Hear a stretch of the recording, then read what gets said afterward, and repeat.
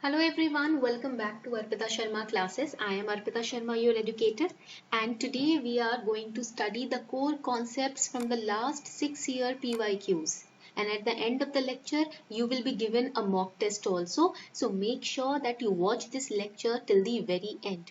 आज हम उठाने वाले हैं previous year question papers. We are going to pick up previous year question papers, specifically the last 6 years, and we are going to solve questions and we are going to understand core concepts from those questions. Previous year question paper से ना हम एक एक question solve नहीं करेंगे. I'm not going to pick up each and every question. I'm going to pick up the concepts from those questions, and then at the end of the lecture you will be given a mock test. Okay? So first concept that I am picking up is probity, because this is a theoretical class ना, morning की theoretical class है आपकी. So we are going to focus on theory, that is section A of ethics का paper. Now today we are going to talk about probity. The question I am picking up is, write it down, examine the concept and application of probity where in governance. In governance, where you govern people, when you govern departments, what is the concept and application of probity? Application means the usage. Application का मतलब होता है usage.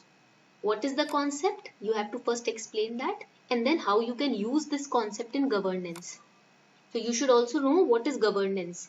Okay, if you don't know what is governance, then also it's very bad, because first the concept of governance should be clear in your head.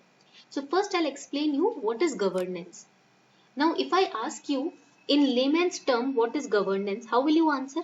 अगर मैं आपको एक simply ऐसे consider that I know nothing, I am a newbie and I am asking you, because you are preparing for UPSC, so I am asking you, what do you understand by governance, because you've been preparing for UPSC, so you might be knowing it, right?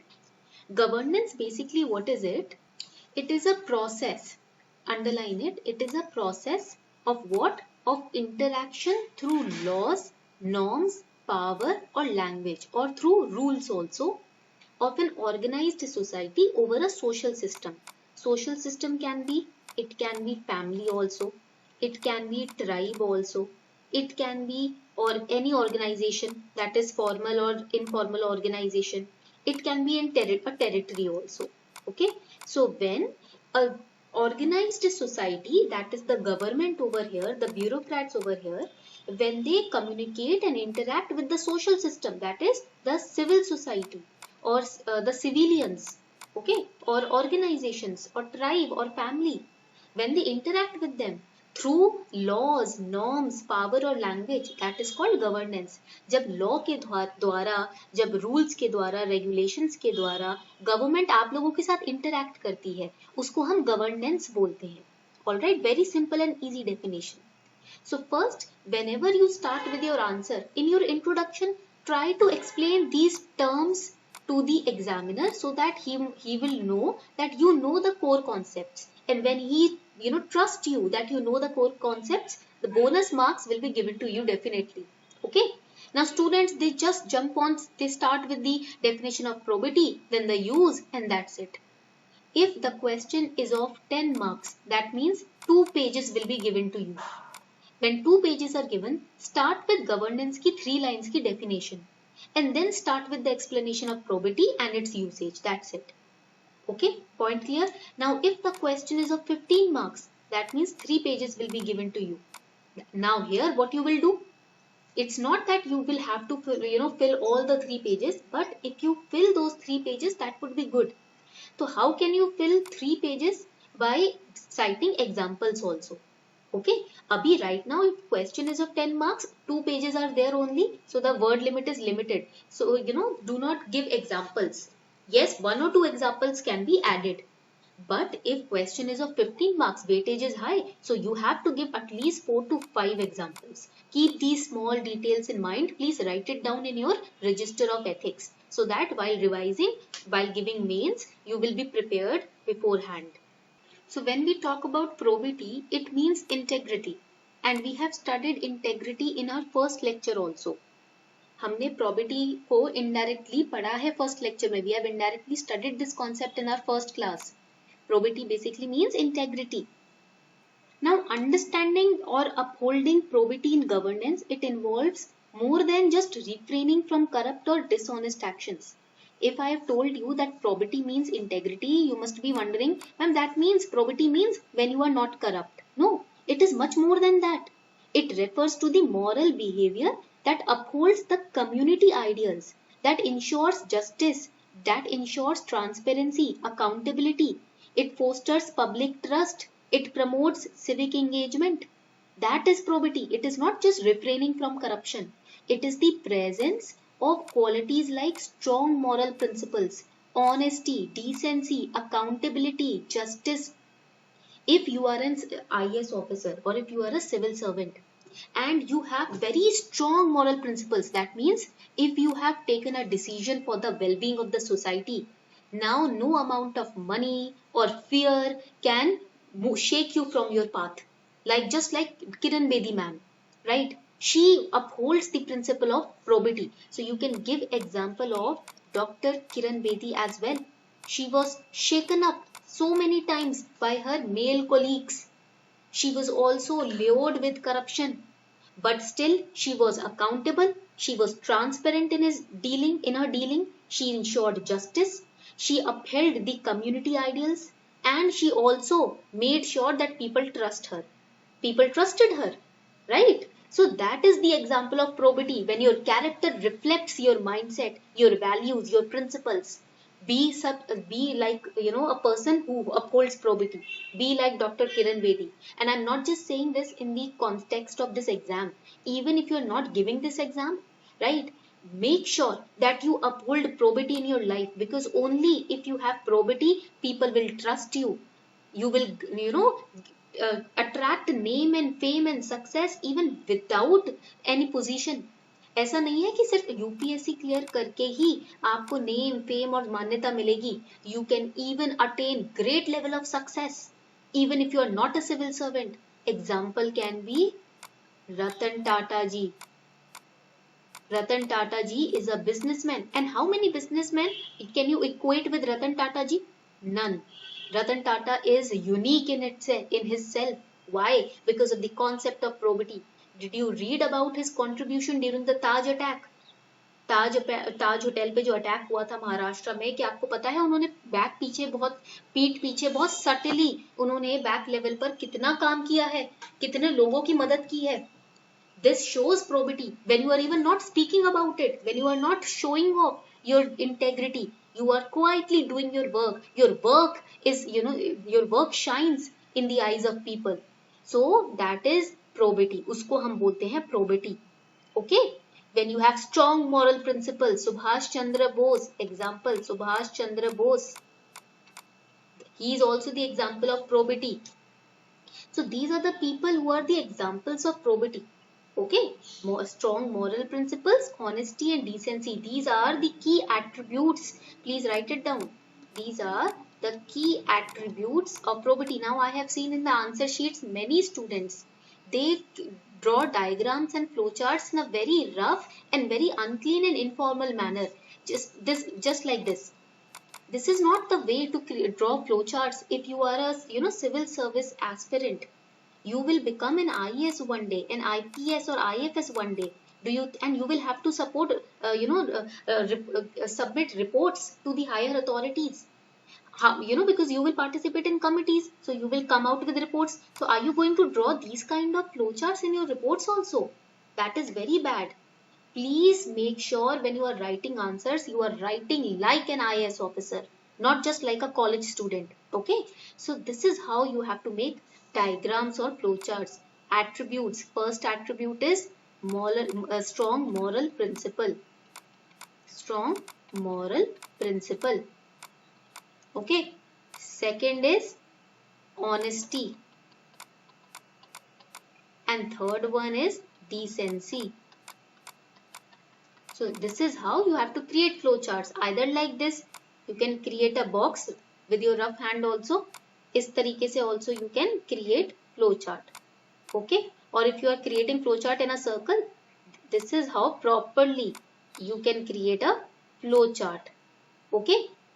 तो इस तरीके से तो flow chart आपको बनाने होते हैं, और like this also you can create. So make sure that your flowchart represents how mature and formal you are in your presentation, because you are writing an answer just like a civil servant. Okay. Now we have understood what is probity. Now let us understand probity in governance. In normal life, what is probity? We have understood. What is probity in governance? Let's understand that. So probity in governance, basically here you can see that this term probity has been derived from the Latin term probitas. Okay, एक Latin term है probitas, जहां से हमने ये term निकाला है, and this probitas means honest. Okay, so when you talk about governance, when there is no element of corruption, that ensures probity in governance. So the fundamental need for guaranteeing that there is probity or integrity in governance is the absence of corruption. तो governance के अंदर अगर आप make sure करना चाहते हो, सुनिश्चित करना चाहते हो कि प्रोबिटी रहे, तो फंडामेंटल नीड या जरूरत क्या है उसके लिए? करप्शन नहीं होना चाहिए. So probity in governance is the term which is used to describe the existence of strong ethical and moral norms inside governance process. And we have understood what is governance. So when the government is interacting with society, if in that interaction there is existence of strong ethical norm, moral norms, absence of corruption, that leads to probity in governance. Okay, very simple and clear cut definition. There is another important point that you need to understand. So we must understand what will be the purpose of probity in governance. What is the purpose that probity in governance seeks to fulfill? तो अगर हम बात करते हैं probity की governance में क्या purpose होता है इसका? First purpose is obviously I told you, when you are a person or man or woman of integrity, people will instill their trust in you. Right जब आप बहुत ज्यादा स्ट्रॉन्ग मॉरल कैरेक्टर वाले इंसान होते हो ना, लोग ऑटोमेटिकली आप पे ट्रस्ट करते हैं. You will not have to seek their trust and faith, they will automatically trust you. So probity in governance will preserve public faith in the government. And then obviously, because probity means honesty, it will help you to maintain integrity in public services. Now what is public service? Public service means all parts of daily life that the government delivers. Healthcare, education, infrastructure, law and order. That is public service. जो भी आपके daily life में चीजें आपको government से मिल रही है ना, वो public services है. Okay, in your daily life, whatever you are getting from the government, that is public service. The schools, the hospitals, all are part of public services. It also encourages government accountability, because obviously probity may be studied that the key traits of probity are accountability, justice, right? Then what is it? Integrity, honesty, absence of corruption, etc. So it will encourage government accountability. It will guarantee that protocols are followed, rules and regulations are not violated, and it also will avoid any future potential for fraud or corruption or any kind of misconduct on the side of the civil servants or the government. That is the main purpose of probity in governance.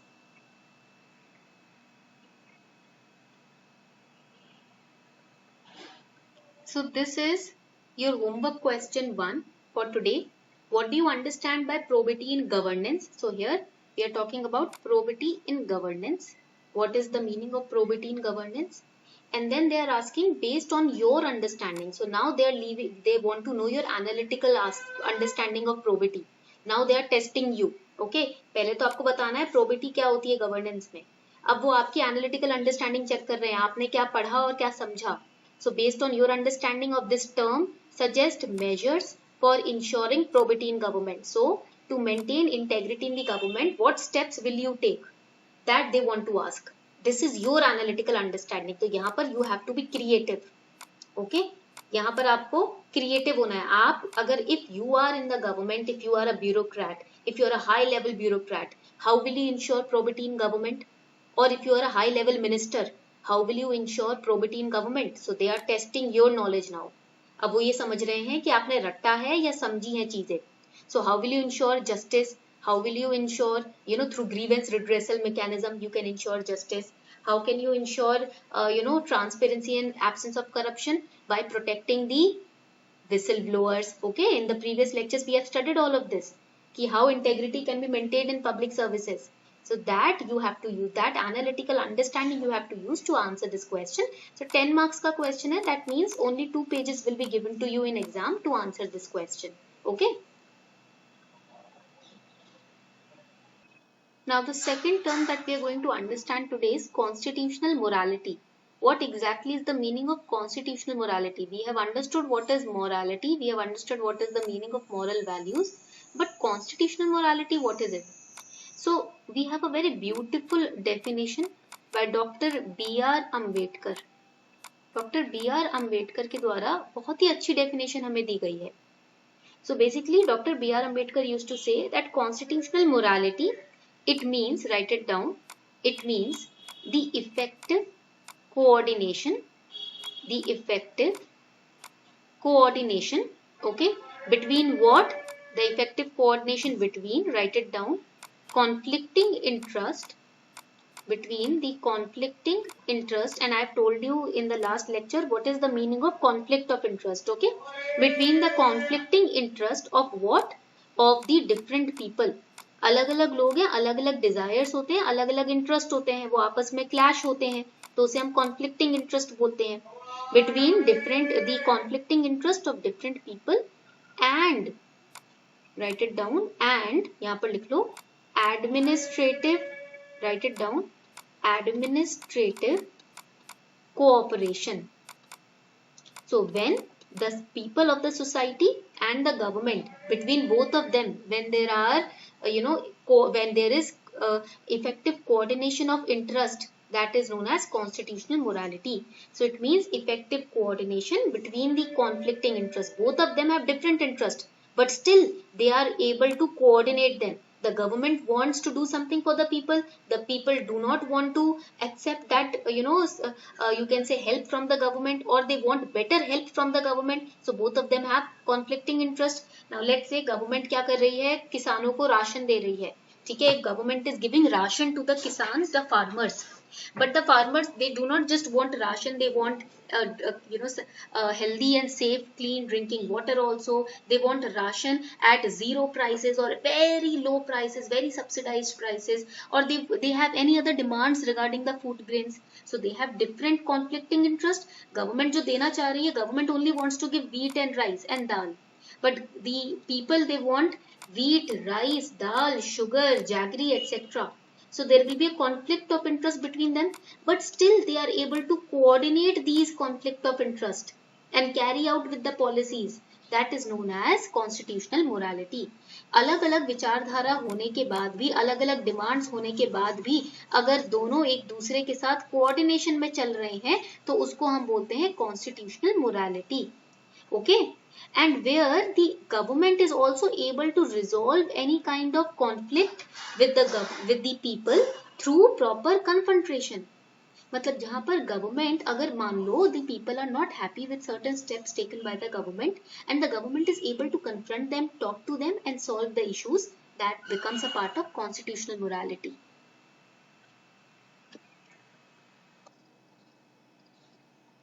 So when we talk about constitutional morality, it is also written in the constitution itself, through fundamental rights, through directive principle of state policy, through preamble, through fundamental duties. All of them reflect constitutional morality, because through them only people's interest and coordination between the administration and the people is ensured.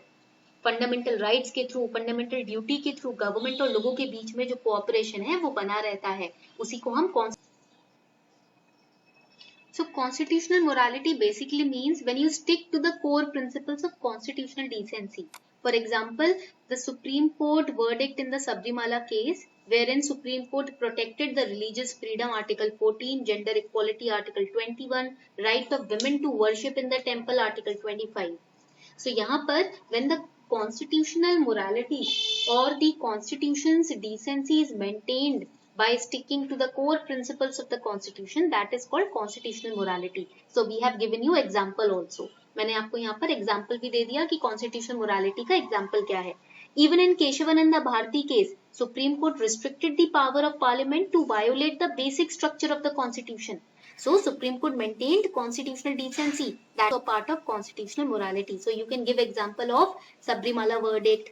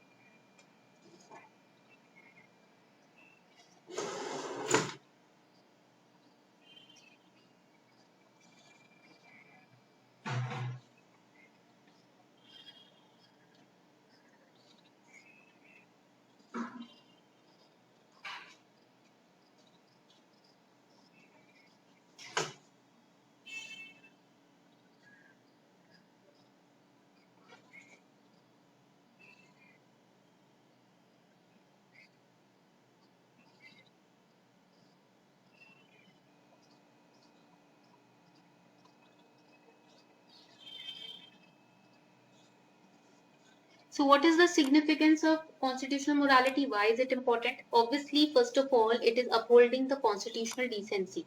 That means it will help in establishing law in the country. Okay. Second, it highlights the need to preserve trust of people, because the administrative mechanism and or machinery or the government and the people, both of them are coordinating and cooperating with each other through constitution.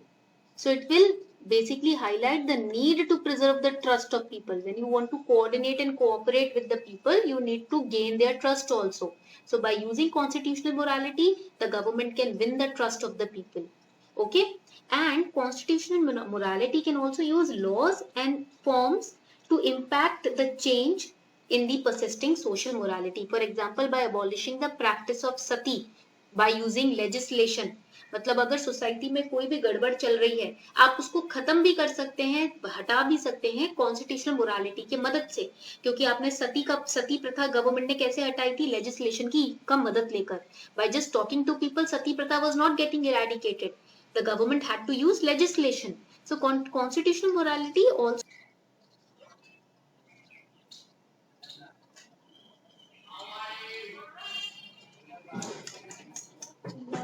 सुबह से.